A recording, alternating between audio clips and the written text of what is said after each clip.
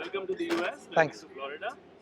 Um, how's the experience been so far coming to the US and looking at the ground here at the Central Broward facility and just general thoughts about the facility, Florida so far? Yeah, it's nice. It's always been exciting to come here. We've been here last year as well. The kind of crowd that we have, the kind of reception, kind of the people we had in the people following us was great. And I think in that sense, we were looking forward to this game as well. I think we traveled all the way in West Indies through. But I think this is nice to come here. The support that you get, especially out here, is great. And the kids, the guys have been talking about it and looking forward to this game. The pitches that you played in Guyana as well as at the Brian Lara in Trinidad and now this pitch, how do you compare these three so far that what you've seen here? A little different compared to especially the soil out here. It's a little bit on the black soil. Kind of the soil that we get in the north of India, looks similar. It looks going to be a good wicket to bat on. I think initially, I think it's going to be, the ball will come on nicely. That's what we saw right now in the nets. The ball was coming onto the wicket nicely. Stroke making was easy, and I think looking at the wicket, I think the match wicket as well, looks like it's going to be a high scoring game tomorrow as well. Paras, Mukesh has played every format. These are back-to-back games as well.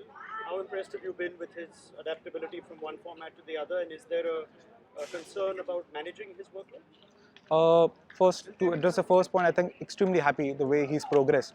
It's very not many people get an opportunity on one tour that have been to play all three formats, and he's one of the, I think maybe the second guy to do that.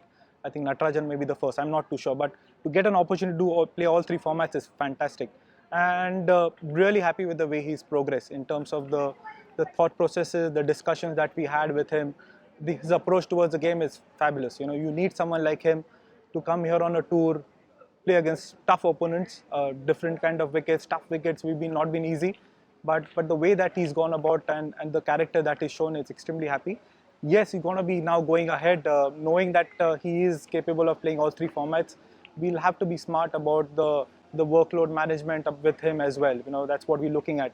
Young kid, he's played a lot of cricket early, domestic cricket. He's played a lot of cricket. But going ahead, we'll have to be smart in terms of the workload and manage him very well. It's got a lot of quality skill out there. You've spoken a lot about the balance of this team, which seems to be heavy on bowling, perhaps light on batting. As bowling coach, do you monitor the progress of the part-time bowlers that you have? I saw Jaiswal and Tilak bowl a fair bit in training, not just today, but right through this. How far or how soon do you think they'll be ready to be bowling in international? When you have someone has the ability to kind of chip in, I thought someone like Yashasvi and Tilak have seen him in the 19 days as well, and I've seen them. I feel they are capable of good bowlers. So I feel it's something that they can work on at this level.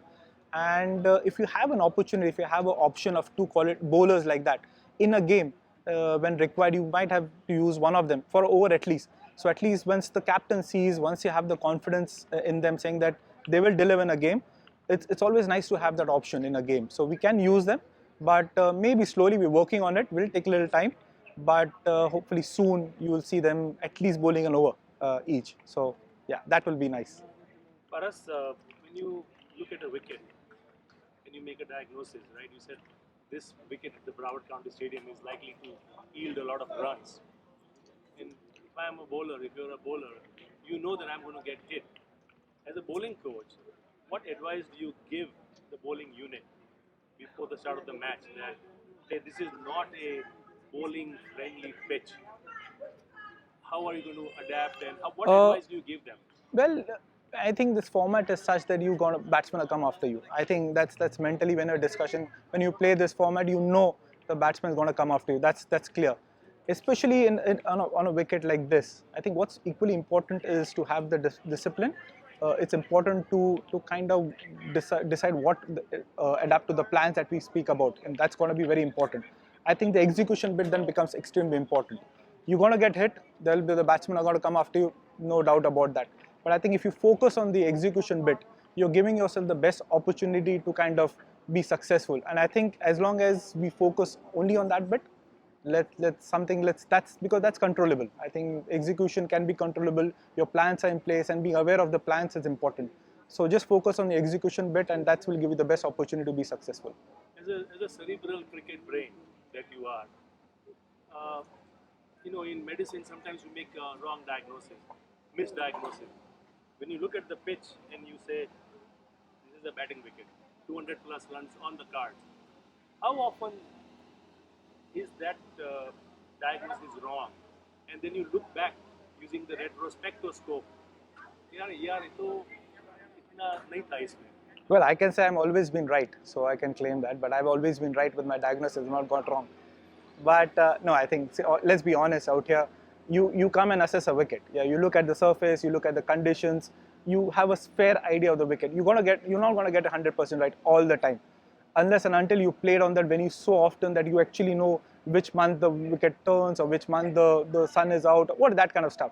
We haven't played so much out here, but you're not gonna get everything right. But as long as you get 80% generally, I think you're fair. I think you've done a great job in that, and then you can work your plans around that strategy on the wicket. Last one. Sir, India made a solid comeback in the third T20I. How happy are you as a bowling coach, especially talking about the bowling department, like Kuldeep took 3 wickets, but overall the bowling performance of the team coming into the fourth T20I? Yeah, I'm extremely happy with the way we fought back, really. If you look at the first 2 games, let's talk about the first 2 games. I don't think we were far behind the game. We just we had our opportunities, and unfortunately we couldn't seize those opportunities.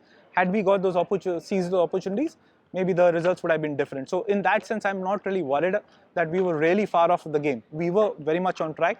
Just a couple of instances that we lost, couldn't seize.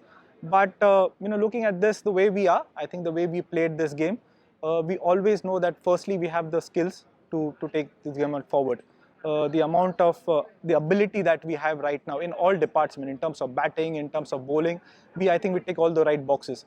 So looking at that, the way we played in the last game, I think it's only one way, and that's going up and forward for us from here. And I think it's always sometimes it's nice to have a situation where we have no other option, just to bring your A game to the table, and that's what you look at.